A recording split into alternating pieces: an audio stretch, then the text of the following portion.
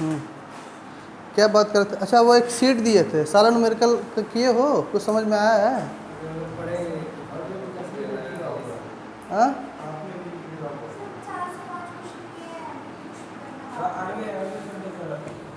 अरे जी चैप्टर छोड़ के आगे चले जाओगे तो फिर तो और नहीं समझ में आएगा। अभी चैप्टर में हो तो रिवाइज हो जाएगा।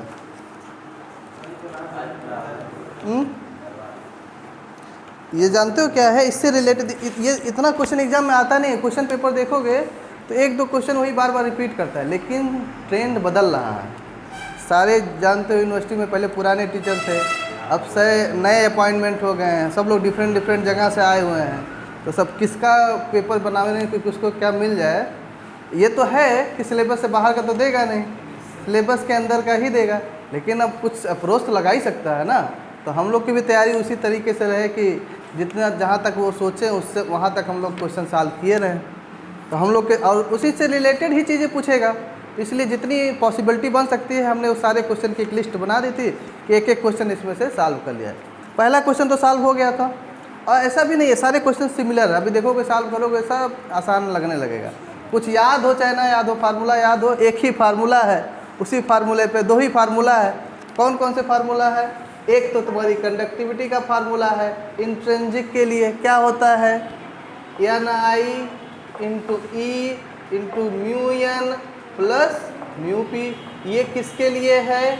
ये हमारे इंट्रिंसिक के केस के लिए, इंट्रिंसिक सेमीकंडक्टर के केस के लिए है ये कंडक्टिविटी। इसी तरह तुम्हारे पास एक्सट्रिंसिक सेमीकंडक्टर के केस के लिए पूछ सकता है, एक एन टाइप के लिए पूछ सकता है और एक पी टाइप के लिए पूछ सकता है।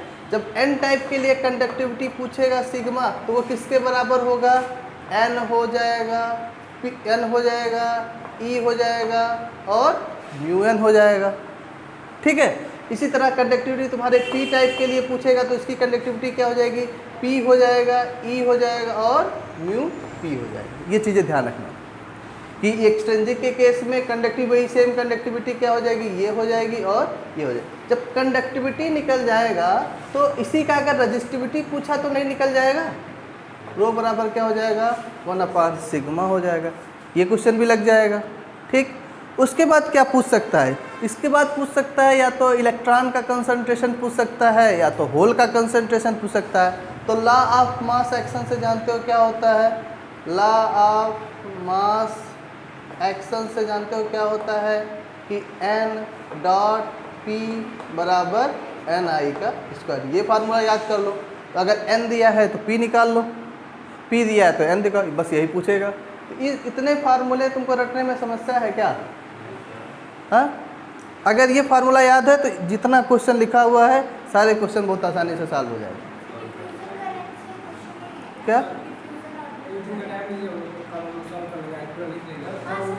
हम ही सॉल्व करा देते हैं, क्या दिक्कत है? एक पूरा या तो एक क्वेश्चन सब लोग तुम लोग यहीं बैठ के सॉल्व करो, घर पे थोड़ी सॉल्व कर पाते, यहीं पे बैठ के सॉल्व करो। उसके बाद फिर अच्छा इसमें से कुछ टिपिकल क्वेश्चन है वो हम सॉल्व करा देते हैं। ठीक है। बाकी मेन सच क्वेश्चन हम पढ़ दे रहे हैं, क्वेश्चन हम पढ़ रहे हैं, अपने आप समझ में तुमको आएगा तो वहाँ पर बोल देना कि क्वेश्चन हमसे हो पाएगा, और जो क्वेश्चन नहीं आएगा उसको बोल देना नहीं हो पाएगा, वो हम सॉल्व करा देते हैं। जैसे फर्स्ट क्वेश्चन है, देखो एट 300 केल्विन द, क्वेश्चन ध्यान से बस सुनने के बाद अपने आप समझ में आ जाएगा कि क्वेश्चन हम कर पाएंगे कि नहीं कर पाएंगे। At 300 kelvin the intrinsic carrier concentration of silicon is 1.5 into 10⁻16 atom per metre cube. यानी क्या दिया है? इंट्रिंसिक कैरियर कंसंट्रेशन दिया है, यानी Ni की वैल्यू दिया है। ठीक। उसके बाद दिया है if the electron and hole mobilities are 0.13 and 0.05, mu n mu p दिया हुआ है। फिर क्या पूछ रहा है? Find the intrinsic resistivity of the silicon. Intrinsic पूछ रहा है, यानी कौन सा फार्मूला लगाओगे? एक्सट्रिंसिक वाला नहीं लगाओगे बल्कि इंट्रिंसिक वाला निकालोगे। उसमें पूछ क्या आ रहा है? रेजिस्टिविटी पूछ रहा है, तो सबसे पहले कंडक्टिविटी निकाल लोगे। तो कंडक्टिविटी लिए क्वेश्चन में देखो Ni भी दिया है, म्यू एन भी दिया है, म्यू पी भी दिया है, ई की वैल्यू तुमको पता ही है। कंडक्टिविटी निकल जाएगा तो रेजिस्टिविटी निकल जाएगा, रो बराबर 1/सिग्मा का। पहला क्वेश्चन हो जाएगा। दूसरा क्वेश्चन देखो, pure silicon at 300 Kelvin has equal electrons Ne and holes NH concentration of 1.5 into 10 to the power 66 minus metre minus 3.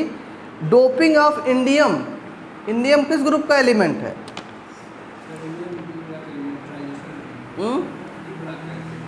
D block का ना बताओ, थर्ड ग्रुप बताओ या फिफ्थ ग्रुप बताओ? हाँ, फिफ्थ ग्रुप का है. Doping of by indium increase NaS to 4.5 into 10 to the power 22 metre minus 3. Calculate the Ne in doped silicon. Fifth group का एलिमेंट है, इसका मतलब डोपिंग कौन सा सेमीकंडक्टर बनेगा? एन टाइप सेमीकंडक्टर बनेगा ना. जब किसी भी प्योर सेमीकंडक्टर में फिफ्थ ग्रुप के किसी एलिमेंट से डोपिंग कराते हैं तो कौन सा सेमीकंडक्टर बनता है? एन टाइप सेमीकंडक्टर बनता है ना. यानी कि इंडियम से जब डोपिंग करा रहा है, इस तरह के क्वेश्चन हम लोग लगाए हैं, उसमें फास्फोरस से डोपिंग करा रहे थे तो एन टाइप का बना था ना. तो यानी एन टाइप का बन रहा है, तो ये जो वैल्यूज दिया है NH, ये हमारी एन की वैल्यू दिया है और ये हमारी किसकी वैल्यू दिया है? Ni की वैल्यू दिया है. और हमसे क्या पूछ रहा है? होल डोप्ड पूछ रहा है, यानी P निकालना है. तो N डॉट P बराबर Ni का स्क्वायर. N की वैल्यू दिया है, Ni की वैल्यू दिया है, P नहीं निकल जाएगा. तो दूसरा क्वेश्चन भी हो जाएगा. तीसरा क्वेश्चन देखो क्या पूछा है. A semiconductor is known to have an electron concentration of इतना, एन इलेक्ट्रॉन का कंसंट्रेशन दिया है एंड होल कंसंट्रेशन दिया है, N डॉट P दिया है. Is the semiconductor N type और P टाइप? मतलब जहाँ भी कंसंट्रेशन पूछ रहा है, what is the resistivity of the sample if the electron mobility is इतना एंड होल मोबिलिटी इज, ये भी आसान से निकल जाएगा. म्यू एन दिया है, म्यू पी दिया है, Ni दिया है, E की वैल्यू तुमको पता है, सिग्मा निकल जाएगा, सिग्मा से रो निकल जाएगा. चौथा क्वेश्चन देखो. Determine the number density of donor atoms which have to be added to an intrinsic germanium semiconductor to produce an N type semiconductor of conductivity 5 ohm inverse और सेंटीमीटर इनवर्स, यानी conductivity की value दे दिया है, sigma दे दिया है. Given that mobility of electron in N type germanium is, mobility भी दे दिया है. Neglect the concentration of holes of the conductivity. क्या पूछ रहा है? Find the number density of donor atom. Donor atom यानी N की वैल्यू पूछ रहा है, वो भी नहीं निकल जाएगा, वो भी निकल जाएगा. इसी तरह सब लोग करना.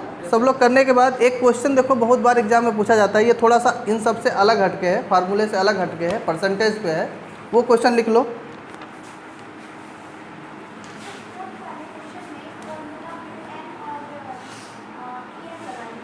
हाँ, EN क्या?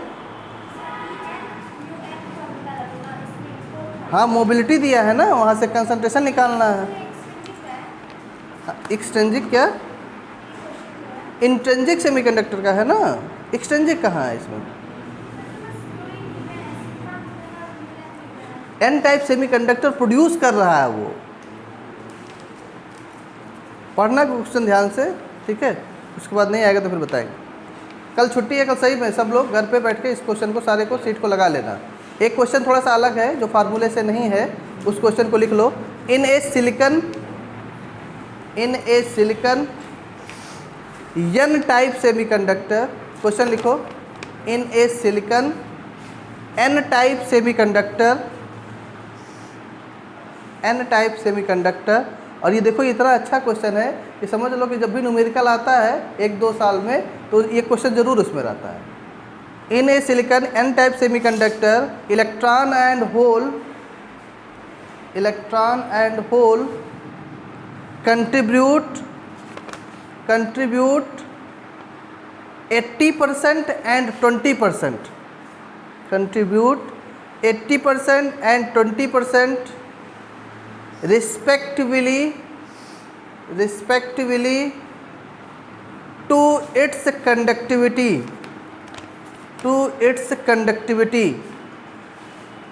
Full stop. If the doping concentration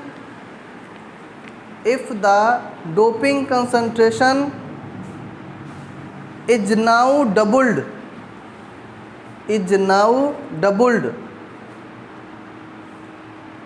by what percent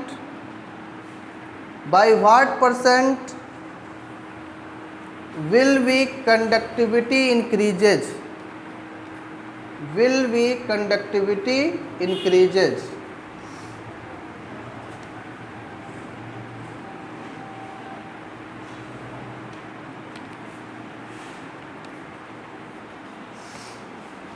चलो क्वेश्चन ध्यान से पढ़ो, क्या कह रहा है। In a silicon sample, in a silicon N type semiconductor, electron and hole contribute 80% and 20% respectively to its conductivity. तो in a silicon n type semiconductor,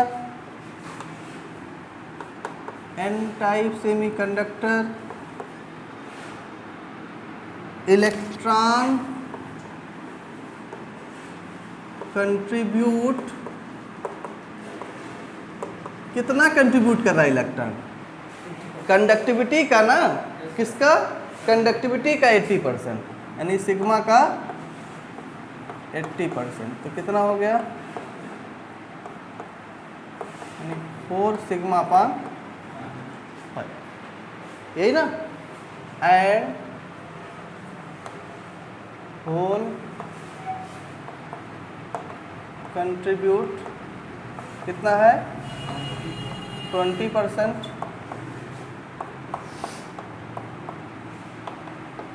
sigma अपान 5। ये तो जो कहा उसी अनुसार हमने कर दिया। उसके बाद क्या कह रहा है? If the doping concentration is now doubled. ठीक है, एक चीज़ याद रखना कि on doping only electron concentration is increases and whole concentration is remains same. ठीक है, एक चीज़ याद रखना, जब भी हम डोपिंग करते हैं तो केवल इलेक्ट्रॉन कंसंट्रेशन क्या करेगा? इंक्रीज करेगा, होल्स एज सच सेम रहेगा इस केस। तो क्या बोल रहा है कि if the doping concentration is now doubled, तो डबल्ड हो गया यानी कि इलेक्ट्रॉन वाला क्या हो जाएगा? Doubled. If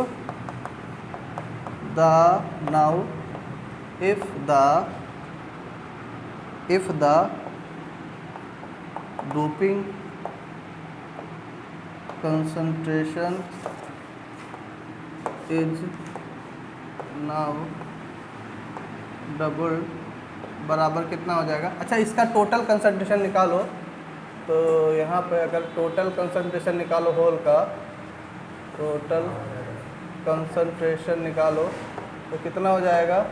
4 sigma upon 5 plus sigma अपान 5 बराबर कितना हो जाएगा? 5 सिग्मा अपान 5 जनरल। हाँ, मतलब वही सिग्मा हुआ। और यह क्या कर रहा है कि if the doping concentration is now doubled, तो ये इलेक्ट्रॉन वाला ही डबल्ड होगा चूँकि इंक्रीज करेगा। तो ये कितना है? 4 सिग्मा अपान 5, ये कितना हो जाएगा? 8 सिग्मा अपान 5। ये इज डबल्ड फॉर इलेक्ट्रॉन्स के लिए कितना हो जाएगा? 8 sigma upon 5। And for holes के लिए कितना हो जाएगा? सिग्मा अपान 5। इसका जो टोटल होगा वो कितना हो जाएगा? 8 सिग्मा अपान 5 प्लस सिग्मा अपान 5 कितना हो जाएगा? 9 सिग्मा अपान 5। ठीक, उसके बाद क्या कह रहा है कि by what percent will be conductivity increases. तो इसको हम लोग सिग्मा डैश बोल देते हैं। ठीक है, इसको हम लोग सिग्मा बोल देते हैं। ठीक है, तो सिग्मा, या इसको सिंगल डैश बोल दो, इसको डबल डैश बोल दो। तो परसेंटिविटी इंक्रीजेस, परसेंट इंक्रीजेस बराबर क्या हो जाएगा? सिग्मा डैश माइनस सिग्मा अपान सिग्मा इंटू 100। ऐसे ना निकालते हो? तो निकालो जरा, कितना आएगा बोलो, बताओ। तो सब चीज़ तुमको पता है। कितना? 9 सिग्मा डैश माइनस 5 सिग्मा अपान 5 सिग्मा, क्या करो, सिग्मा डैश, हाँ सॉरी ये सिग्मा डबल डैश हो जाएगा माइनस सिग्मा डैश अपान, इसको निकालो देखो कितना आएगा, हमें 4/5/100 आएगा ना, तो ये लगभग कितना आएगा, 80% आएगा, हाँ 80% आएगा, इतना हमारा इंक्रीज करेगा इलेक्ट्रॉन। ठीक है, ये हमारा आंसर हो जाएगा। कई बार, एक बार नहीं, एग्जाम ने तुम्हारे कई बार एग्जाम में पूछा हुआ है, ये थोड़ा सा अलग हटके, तो इसको सिस्टमेटिक तरीके से लिख लो। पहले लिखो, सोल्यूशन करके लिखो, लिखो इन ए, सर लिखे तो हो ही, ठीक है, यहाँ तक लिख लो, ये लाइन लिख लो, ये लाइन लिख लो, पहले ये दोनों लाइन बस लिखो।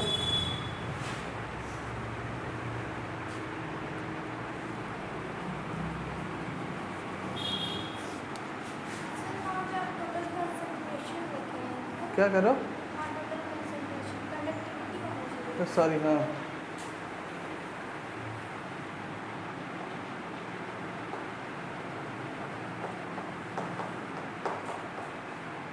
और कहीं लिखे हैं देखो,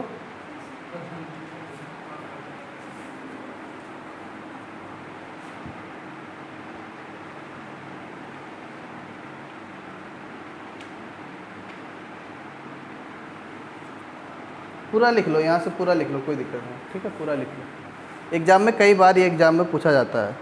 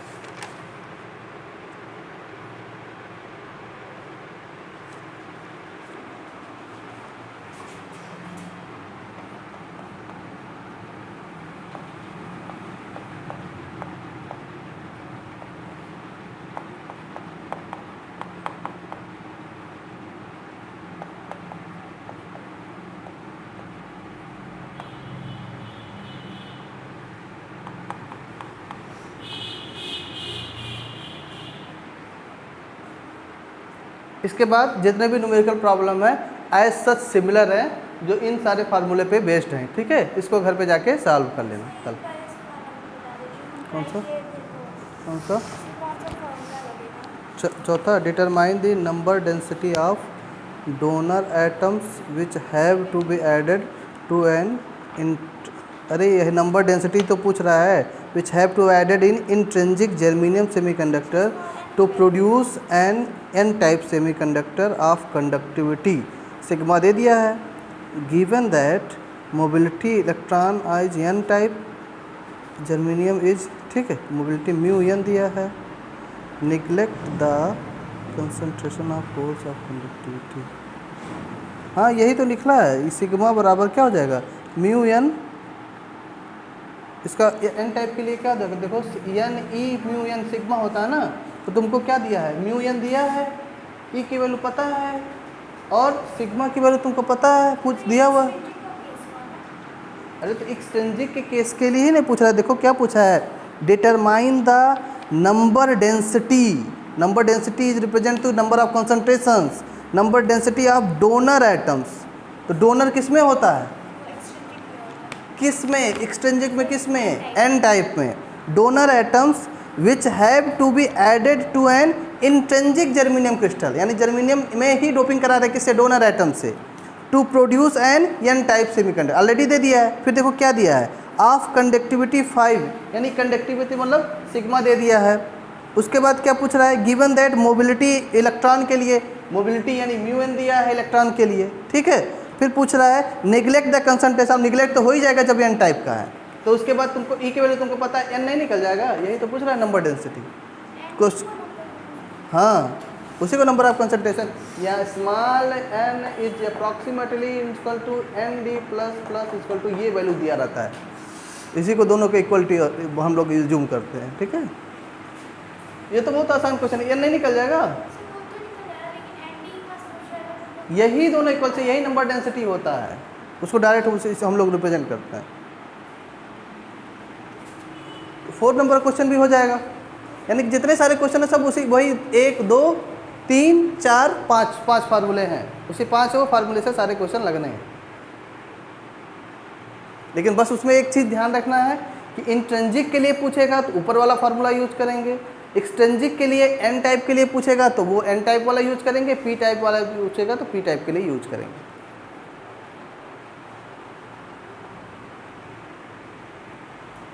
यहाँ पे तुम लोगों का फर्स्ट चैप्टर कंप्लीट रूप से ख़त्म हो गया। ये पढ़ने के लिए तुमको इंटरमीडिएट पढ़े होगे, फर्स्ट चैप्टर पढ़ाया गया होगा परसेंटेज एरर और यूनिट और डायमेंशन का, इंटरमीडिएट में पढ़े होगे ना, वहीं पहला चैप्टर पढ़ाया होगा कि परसेंटेज कैसे निकालते हैं, वो सिंपल परसेंटेज का फार्मूला है। ऐसे ही ना परसेंटेज हम लोग निकालते थे कि इसका इतना परसेंट, इसका इतना परसेंट, टोटल परसेंट कितना होगा।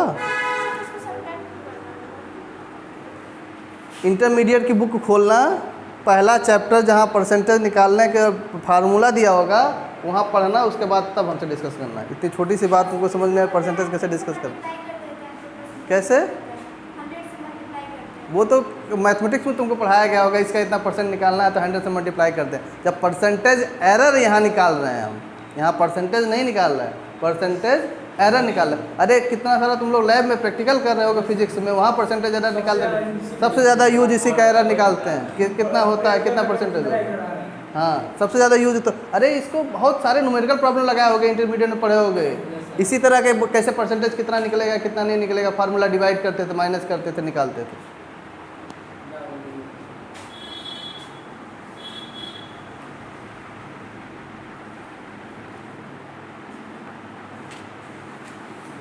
ठीक है, अब इसके बाद जितने भी न्यूमेरिकल सीट में प्रॉब्लम है वो सारे तुम्हारे इसी फार्मूले पे लग जाएंगे। एक घर पे जाके कल प्रैक्टिस कर लेना सब लोग, नहीं आ गया तो नेक्स्ट लेक्चर पे जो भी क्वेश्चन फंसेगा उसको हम लोग डिस्कस कर लेंगे। आज नया चैप्टर स्टार्ट करते हैं। हो गया यहाँ पे,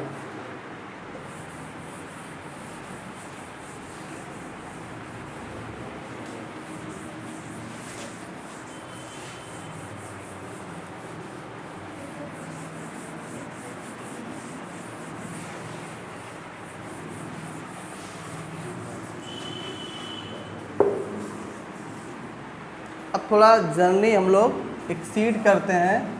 अब हमारा यूनिट सेकंड है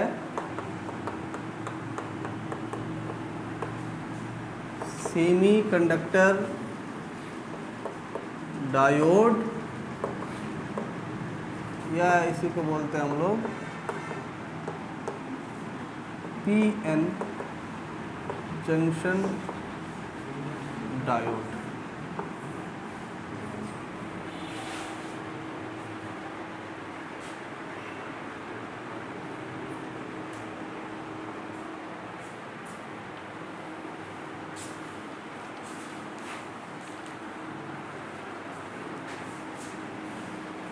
ठीक है, नेक्स्ट चैप्टर हमारा सेमीकंडक्टर डायोड, या इसी को हम लोग बोलते हैं पीएन जंक्शन डायोड, जहाँ पर पी क्या है, एक सेमीकंडक्टर मटेरियल है, एन भी एक सेमीकंडक्टर मटेरियल है, जो कि क्या कहलाते हैं, एक्सट्रिंसिक सेमीकंडक्टर्स कहलाते हैं, जहाँ पर एन को हम लोग डोनर एटम्स भी बोलते हैं। और डोनर एटम्स में मेजॉरिटी चार्ज कैरियर क्या होता है, इलेक्ट्रॉन होता है, और माइनॉरिटी चार्ज कैरियर क्या होता है, होल्स होता है। इसमें डोपिंग किस एलिमेंट से कराते हैं, पेंटावैलेंट एटम से डोपिंग कराते हैं। तो पेंटावैलेंट एटम से डोपिंग कराते हैं, तो क्योंकि पेंटावैलेंट एटम के बाद 5 वैलेंस इलेक्ट्रॉन्स होते हैं, और डोपिंग कराते किस में है, किसी इंट्रिंसिक सेमीकंडक्टर में कराते हैं।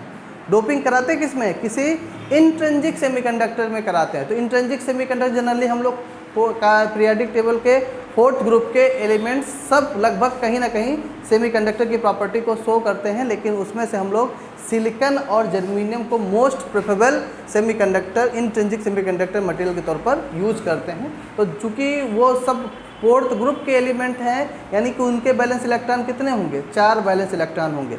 तो हम डोपिंग करा किस में रहे हैं, किसी इंट्रिंसिक सेमीकंडक्टर में करा रहे हैं। जनरली हम लोग सिलिकॉन या जर्मेनियम में कराते हैं। तो चूंकि इसके बैलेंस इलेक्ट्रॉन कितने हैं, 4 बैलेंस इलेक्ट्रॉन है। अच्छा, एक चीज़ और ध्यान देना कि बार बार वैलेंसी वर्ड का यूज किया जाता है। वैलेंसी मतलब होता है कि जैसे अगर जितने भी बैलेंस इलेक्ट्रॉन है उतने बैलेंस इलेक्ट्रॉन को अपना ऑक्टेट कंप्लीट करने के लिए जितने और इलेक्ट्रॉन्स की ज़रूरत पड़ेगी वही उसकी वैलेंसी कहलाता है। जैसे सिलिकॉन के पास 4 बैलेंस इलेक्ट्रॉन है, इसको अपना ऑक्टेट कंप्लीट करने के लिए 4 और इलेक्ट्रॉन की ज़रूरत पड़ेगी, वही 4 उसके क्या कहलाएंगे, वैलेंसी कहलाएंगे। तो सब में डिफरेंस पता होना चाहिए कि आउटर मोस्ट ऑर्बिट इलेक्ट्रॉन किसे कहते हैं, बैलेंस इलेक्ट्रॉन किसे कहते हैं और वैलेंसी किसे कहते हैं। तो होगा क्या कि जब हम किसी पेंटावैलेंट आइटम की डोपिंग किसी इंट्रिंसिक सेमीकंडक्टर के साथ कराते हैं तो इंट्रिंसिक के पास 4 बैलेंस इलेक्ट्रॉन और पेंटावैलेंट आइटम के पास 5 बैलेंस इलेक्ट्रॉन, तो 4 तो मिलके अपने नियरेस्ट सिलिकॉन आइटम के साथ क्या करेंगे, डोपिंग करा के अपना कोवेलेंट बॉन्ड तो बना लेंगे, लेकिन 5वां क्या हो जाएगा, फ्री हो जाएगा।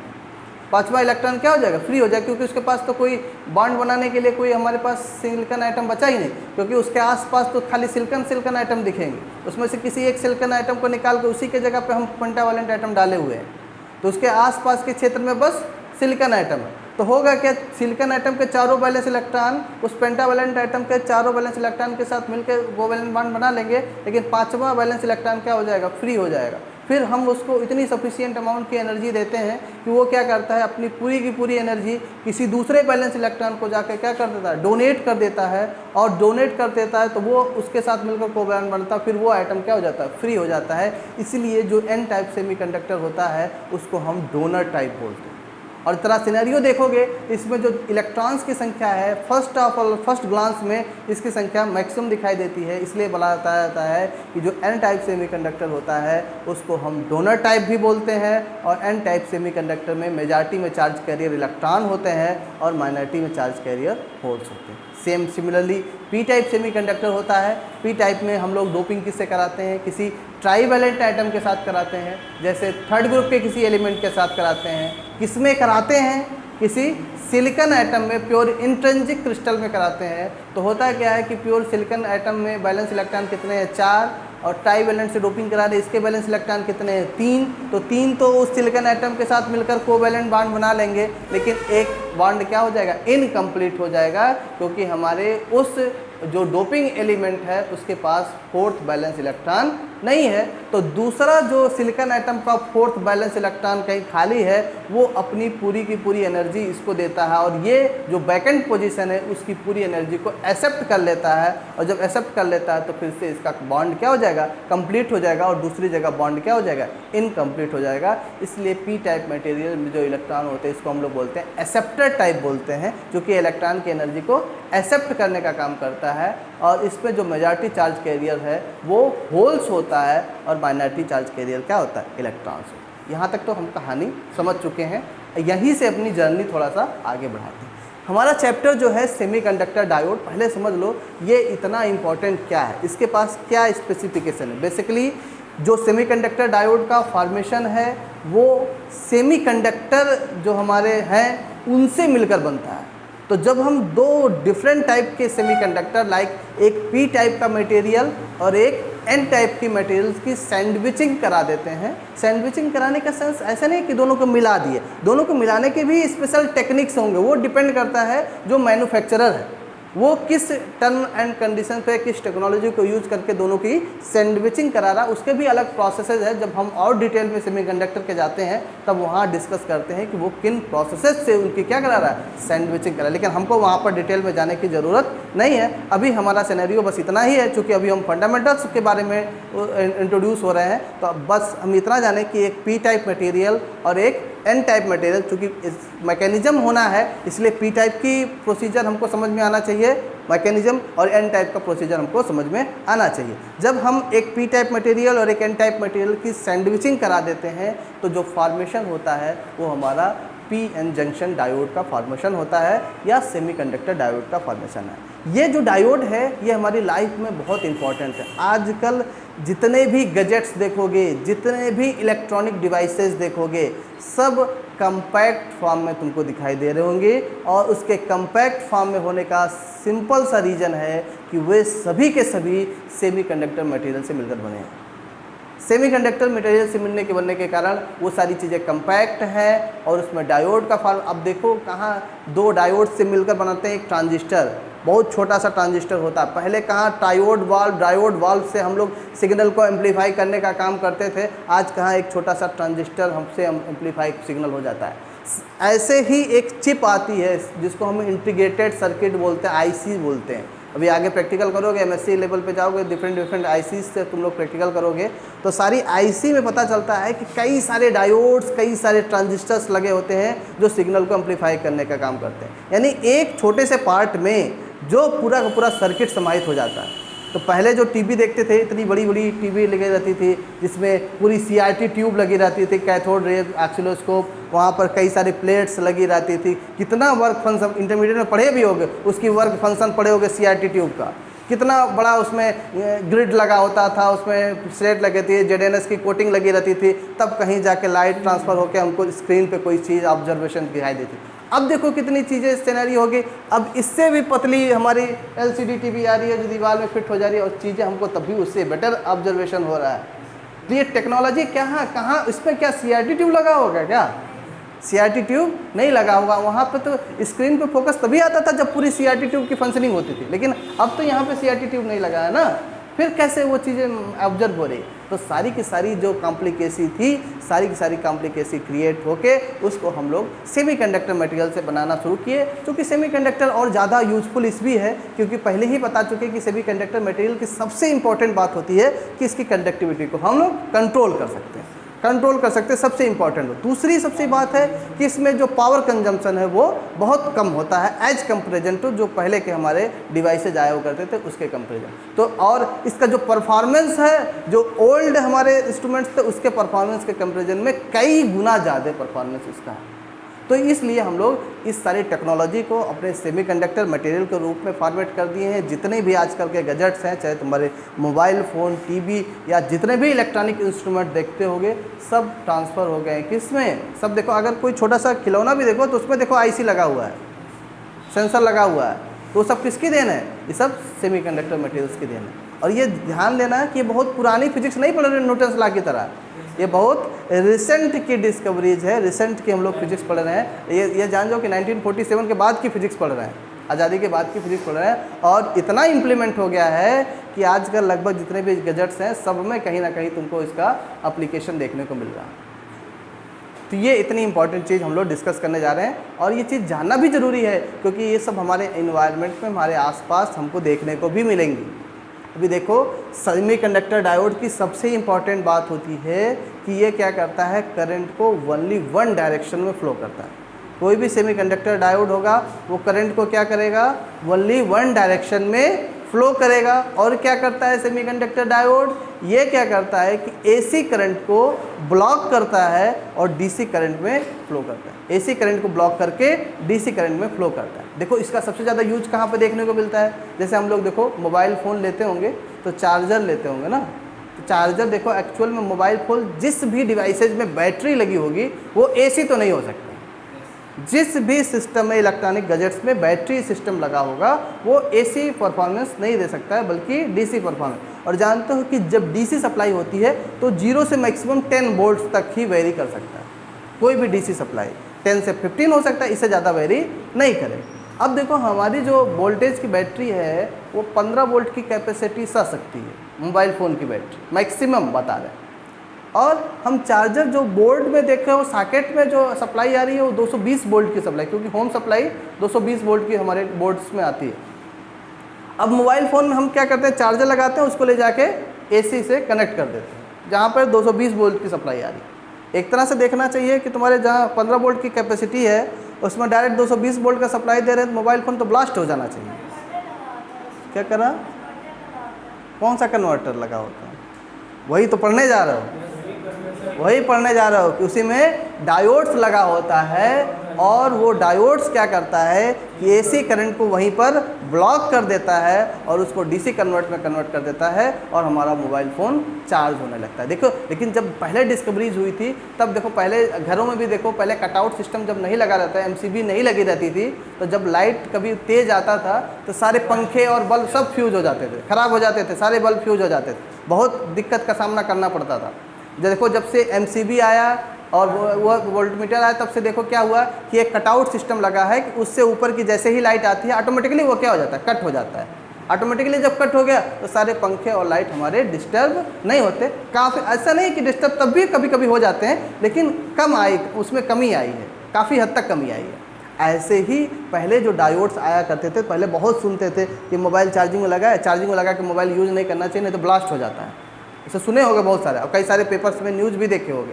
तो मोबाइल फ़ोन ब्लास्ट हो जाया करते थे चार्जिंग में लगाने से। तो ब्लास्ट कब होते थे? जब डायोड्स हमारा वहाँ पर ख़राब हो जाता था उस सर्किट्स का, तो डायरेक्ट 220 वोल्ट की सप्लाई उसमें आने लगती थी। और कहाँ उसकी कैपेसिटी 15 वोल्ट सहने की, और एकाएक उसमें 220 वोल्ट की सप्लाई आए तो ब्लास्ट ही ना करेगा वो, तो वो ब्लास्ट हो जाता है। लेकिन अब थोड़ा सा रिसर्च और आगे बढ़ा है, अब नए टाइप के डायोड्स आने हमारे मार्केट में शुरू हो गए हैं, जो एक पर्टिकुलर निश्चित वोल्टेज से जैसे ही वो सप्लाई लेना शुरू करते हैं, अगर उनको लगता है कि सप्लाई ज़्यादा हो रही है, वहीं पर कट आउट कर देते हैं, वहाँ से ट्रांसफ़र ही नहीं करते हैं। इसलिए हमारा मोबाइल फ़ोन अगर फुल चार्ज हो गया है तो उसके बाद वो चार्ज नहीं लेता। इसलिए बोलते हो, जब मोबाइल लेने जाते हो तो कभी कभी बोलते हैं कि नया चार्जर आया है और चार्जिंग करेंगे, जब तक फुल हो जाएगा उसके बाद ये चार्ज अपने आप बंद हो जाएगा।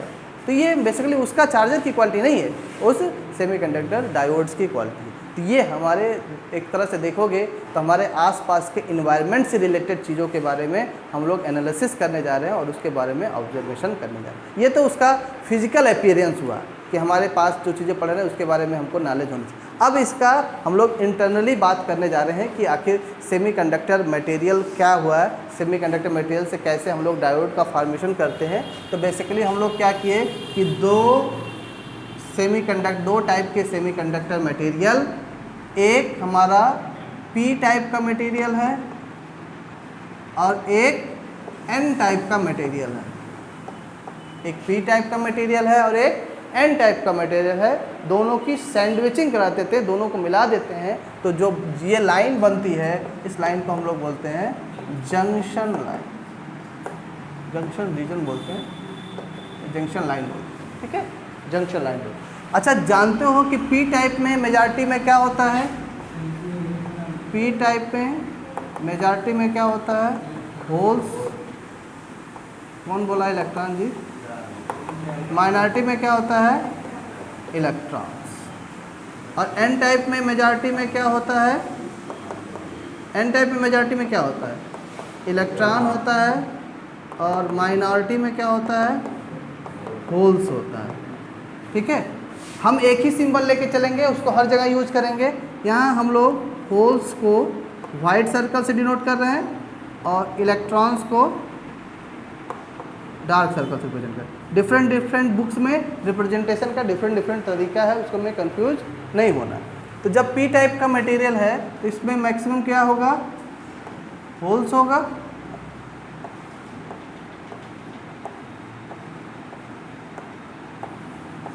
लेकिन ऐसा नहीं है कि बस होल्स ही इसमें ज़्यादा रहेगा, कुछ थोड़े बहुत इसमें क्या रहेंगे? इलेक्ट्रॉन्स भी रहेंगे, जो भी कि माइनॉरिटी में रहेंगे।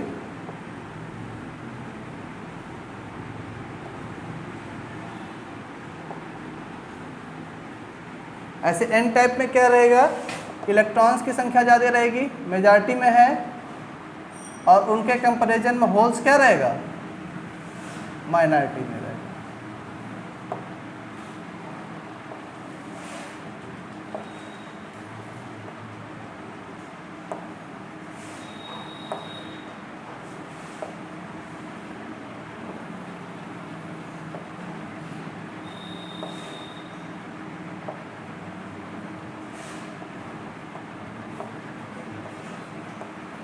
ठीक है, तब होता क्या है कि जो एन और पी रीजन को जब हम एक साथ मिलाते हैं तो जो भी पी रीजन में मेजॉरिटी में होता है वो अभी यहाँ दोनों में, दोनों एज ए चार्ज कैरियर की तरह इंट्रोड्यूस हुए हैं। दोनों क्या है? इलेक्ट्रॉन और होल क्या है? चार्ज कैरियर ही तो है। अब ये क्या करता है, जो भी पी टाइप में मेजॉरिटी में है वो जंक्शन से एन रीजन की तरफ जाना चाहेगा, और एन रीजन वाला जो भी मेजॉरिटी में है जंक्शन से पी रीजन की तरफ आना चाहेगा।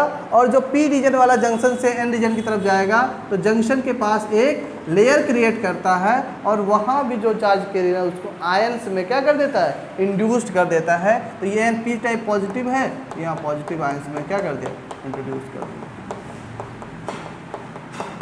इसी तरह जो एन रीजन वाला है वो पी रीजन में जाएगा और जंक्शन रीजन के पास एक लेयर क्रिएट करेगा, और वहाँ पर अपने चार्जेस को क्या करेगा, आयंस में इंट्रोड्यूस करेगा, और ये इलेक्ट्रॉन होल पेयर बनाकर एक कॉन्स्टिट्यूट करंट प्रोड्यूस करते हैं, और वही करंट को हम लोग डिफ्यूजन करंट के नाम से जानते हैं। बेसिकली ये जो रीजन यहाँ बना, इस रीजन को हम लोग बोलते हैं डिप्लीशन रीजन। क्या बोलते हैं, डिप्लीशन रीजन बोलते हैं, या इसी को एक और नाम देते हैं, उसको हम लोग बोलते हैं space charge region, space charge region, या इसी को हम लोग और नाम देते हैं जंक्शन रीजन बोलते हैं, जंक्शन रीजन। इसकी जो जनरली विड्थ होती है वो 10⁻⁻⁶ यानी R1 माइक्रोमीटर के अप्रॉक्सीमेट। कई बार कई सारे कंपटीशन में ऑब्जेक्टिव क्वेश्चन में ये क्वेश्चन पूछा जाता है कि जो हमारे पीएन जंक्शन, अभी रिसेंट में जीआईसी का एग्ज़ाम हुआ था लेक्चरर में, यानी कि गवर्नमेंट इंटर कॉलेज के जो लेक्चरर बनते हैं उनका कंपटीशन का एग्ज़ाम हुआ था जीआईसी का। उसमें ये क्वेश्चन पूछा हुआ था कि कोई भी पीएन जंक्शन या सेमीकंडक्टर डायोड का जो डिप्लीशन रीजन होता है उसकी विड्थ क्या है। तो उसमें लिखा था 1 नैनोमीटर, 1 माइक्रोमीटर, 1 मिलीमीटर और 1 पेकामीटर, ऐसा करके लिखा हुआ था। 4 ऑप्शंस थे उसमें। अगर किसी को पता रहेगा आसानी से देख के टिक मार सकता है। एक और क्वेश्चन पूछा हुआ था सेमीकंडक्टर से। एक क्वेश्चन पूछा था कि अगर किसी प्योर सेमीकंडक्टर है उसमें किसी ट्राईवैलेंट एटम से अगर हम डोपिंग कराते हैं तो इलेक्ट्रॉन और होल के कंसंट्रेशन पे क्या फ़र्क पड़ेगा। इलेक्ट्रॉन इंक्रीज करेगा, होल डिक्रीज करेगा, होल इंक्रीज करेगा, इलेक्ट्रॉन डिक्रीज करेगा, इलेक्ट्रॉन एंड होल सेचुरेट रहेगा, इलेक्ट्रॉन एंड होल अनसेचुरेट रहेगा। क्वेश्चन समझे हो? हाँ, किसी भी प्योर सेमीकंडक्टर के क्रिस्टल में अगर हम ट्राईवैलेंट इम्प्योरिटी एटम से डोपिंग कराते हैं तो इलेक्ट्रॉन और होल के कंसंट्रेशन पे क्या फ़र्क पड़ेगा। इलेक्ट्रॉन इंक्रीज करेगा, होल डिक्रीज करेगा, होल इंक्रीज करेगा, इलेक्ट्रॉन डिक्रीज करेगा, इलेक्ट्रॉन और होल सेचुरेट रहेगा, इलेक्ट्रॉन और होल अनसेचुरेट रहेगा।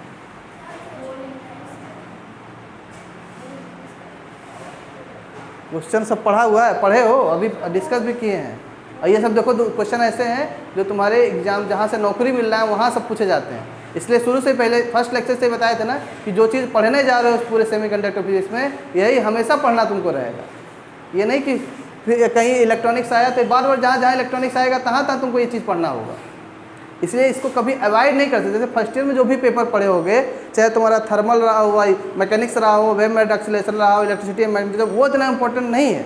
लेकिन यहाँ का ऑप्टिक्स और इलेक्ट्रॉनिक्स इतना इंपॉर्टेंट है कि चाहे एमएससी करने जाओगे तब भी पीछा नहीं छूटेगा। हर चीज़ इसका इंपॉर्टेंट होना चाहिए। तो क्या है बताओ, होल्स इंक्रीज करेगा ना, होल्स की संख्या ज़्यादा होती है ना पी टाइप मटेरियल में।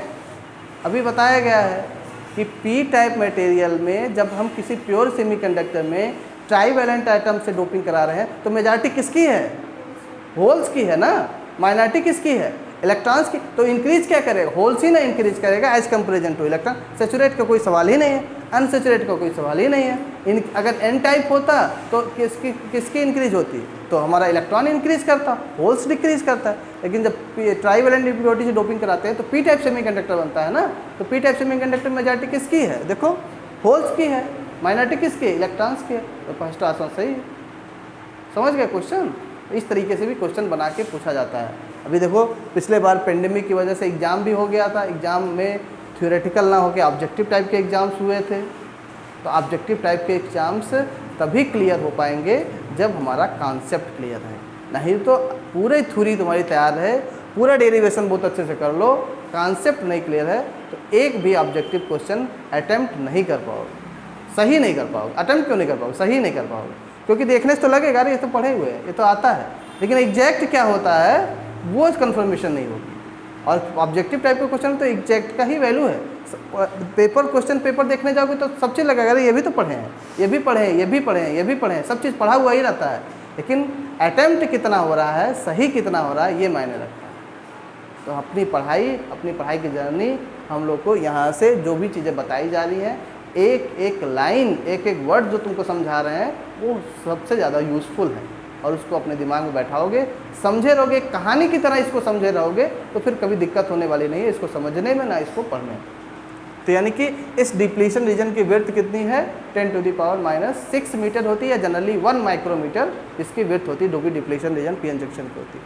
अच्छा, ये जो डिप्लीशन रीजन, अगला टारगेट हमारा इस चैप्टर में सबसे पहला टारगेट यही है कि ये जो पीएन जंक्शन या सेमीकंडक्टर डायोड का फॉर्मेशन हो रहा है, इस डिप्लीशन रीजन जो फॉर्मेशन हुआ है इसकी विड्थ निकालना, इसका विड्थ निकालने का एक डेरिवेशन है, और 10 नंबर का डेरिवेशन हर साल एग्जाम में लगभग अल्टरनेट ईयर करके पूछा जाता है। तो एक तो क्वेश्चन 10 नंबर का तुमको वहाँ से मिलने वाला है फर्स्ट चैप्टर से, चाहे वो इंट्रिंसिक का कंसंट्रेशन पूछे, चाहे एक्सट्रिंसिक में एन टाइप का या पी टाइप का। 3 डेरिवेशन किए थे ना, तीनों में से कोई एक डेरिवेशन वहाँ एग्जाम में पूछता है, एक फुल मार्क्स का क्वेश्चन मिलता है, और एक फुल मार्क्स का क्वेश्चन यहाँ से हर अल्टरनेट ईयर यहाँ से पूछता है कि 2-3 जंक्शन डायोड है, जैसे हमारा पीएन जंक्शन डायोड हुआ, ऐसे डिफरेंट जैसे जेनर डायोड हुआ, एब्रप्ट पीएन जंक्शन डायोड हुआ, एब्रप्ट डायोड हुआ, सोलर सेल हुआ, और ऐसे कई सारे डायोड्स डिफरेंट टाइप्स के हैं। चारों पाँचों में से कोई एक एग्जामिनेशन में हमसे हर साल पूछा जाता है, तो ये इतना इम्पोर्टेंट है। और ये देखो, इसका सिनेरियो तभी समझ में आएगा जब हम सेमीकंडक्टर मटेरियल्स यानी एन और पी के मैकेनिज्म्स के बारे में समझे रहेंगे, तभी आगे की तरफ प्रोसीड कर सकते हैं। ठीक है, तो अगला टारगेट हमारा यही होगा कि इसका जो डिप्लीशन रीजन है इसका विड्थ कैसे निकालेंगे। विड्थ निकालने के लिए हम लोग को उसकी कंडक्टिविटी, उसकी रेजिस्टिविटी, उसकी जो भी कैरियर डेंसिटी है उसका फाइंड आउट करेंगे, और उसके आधार पर हम लोग उसका विड्थ निकालने की कोशिश करेंगे। ठीक है, समझ में आया कुछ बातें? आज बस इंट्रोडक्टरी था, कल के टर्न से अपने लेक्चर अपने सिलेबस से स्टार्टिंग करेंगे और वहाँ पर हम लोग डिस्कस करेंगे। ठीक, किसी को कुछ पूछना है?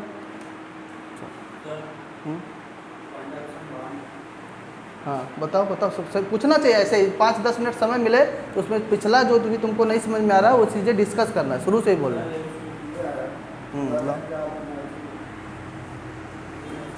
हाँ, कहाँ पे? द बैलेंस इलेक्ट्रॉन आर क्या लिखे हो जी? लाइटली अटैच्ड होगा ना, कि हाइटली अटैच्ड थोड़ी होता है, लाइटली अटैच्ड है। गलत छाप, यही तो बड़ी समस्या है।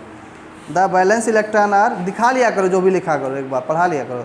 The valence electron are lightly attached to lightly attached in the nucleus when they become है, ये पढ़ ले, क्या लिखे हो? बिकम है।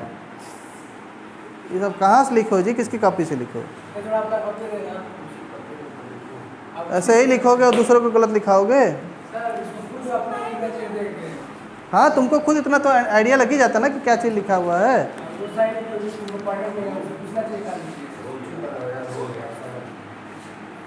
The valence electron are tightly, ये तो लिखा ही है सही, तुम ही गलत लिखे हो।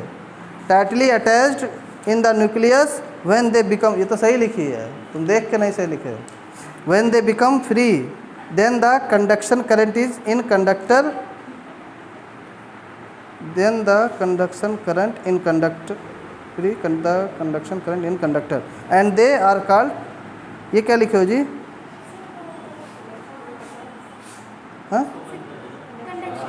हाँ, कंडक्शन इलेक्ट्रॉन।